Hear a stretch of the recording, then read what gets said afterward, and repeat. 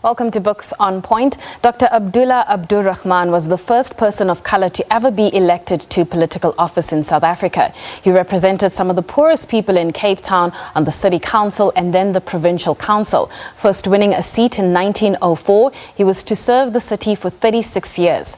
Drawing on previously undiscovered material, the biography lifts Dr. Abdurahman from obscurity, explaining his life against the background of the difficult times in which he lived. For more on him, we're joined by author Martin Plaut. Martin, thank you so much for your time this afternoon. It's a great pleasure to be with you and your audience. So what inspired you to, do more research on this individual and write a book about him? Well, to be honest with you, it began when I was writing another book, which was called Promise and Despair, which was about the delegation to London, which was led by William, the former Prime Minister of the Cape, William Schreiner, when he was trying to save the Cape vote, which was a non-racial vote, and have it extended to the whole of South Africa when the Union of South Africa came about in 1910. And then I unearthed some information about Dr. Abdurahman, which was really interesting. And I thought, what an intriguing figure. And I had really not known much about him. I mean, it never came up in my education, although I grew up in Cape Town and, lived there for most of my young life. And so I thought, gosh, this is an interesting man. And I began looking at his background. And then I found that there was some good work that had been done on them, but that most of the information was really missing. And I thought, this is somebody who really deserves a biography. And that's how I began. Talk to me about that period, 1904. What was Cape Town like in the sense of how the various races and ethnic groups got along? Well, it's an interesting question because there was a remark made at the time by a visitor to the Cape who was from what was then called Rhodesia, today Zimbabwe. And he said that the kind of mixing that there was between the various ethnic groups was unthinkable in the rest of the country, and in fact, in the rest of Southern Africa. And I think that was something that really, was surprising at that time. But of course, we shouldn't exaggerate it. For most of the poor, there was effectively, racial discrimination existed even at that period. It was not legislated, but it did exist.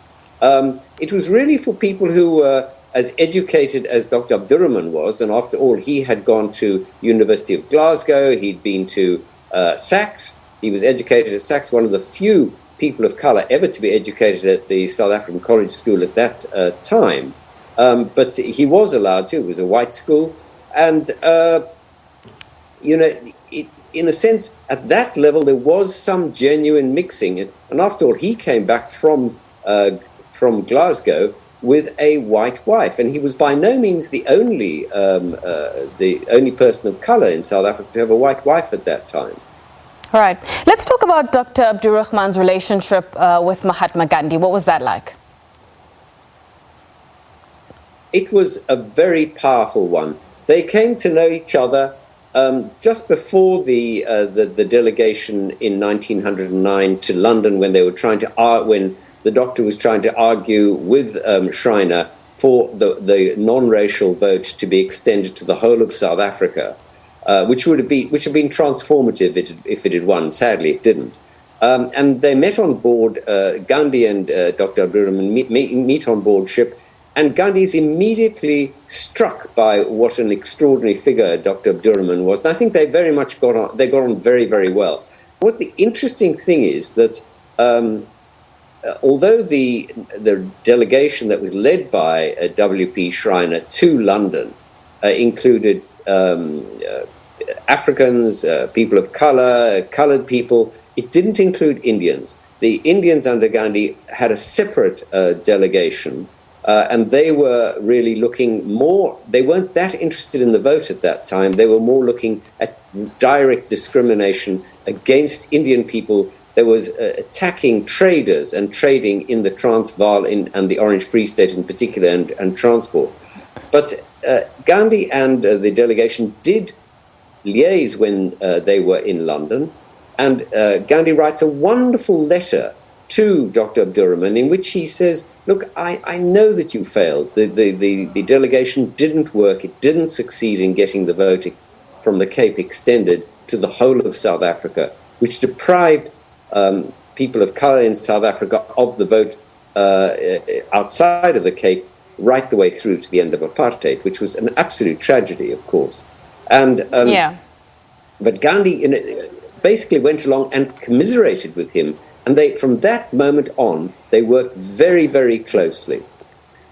All right. Well, Martin, unfortunately, we have run out of time, but thank you so much, for talking to us about, this biography. Very interesting, of course, titled Dr. Abdullah Abdurahman, South Africa's first elected black politician. That was Martin Plaut talking to us from London. That's it from me. I'll be back next.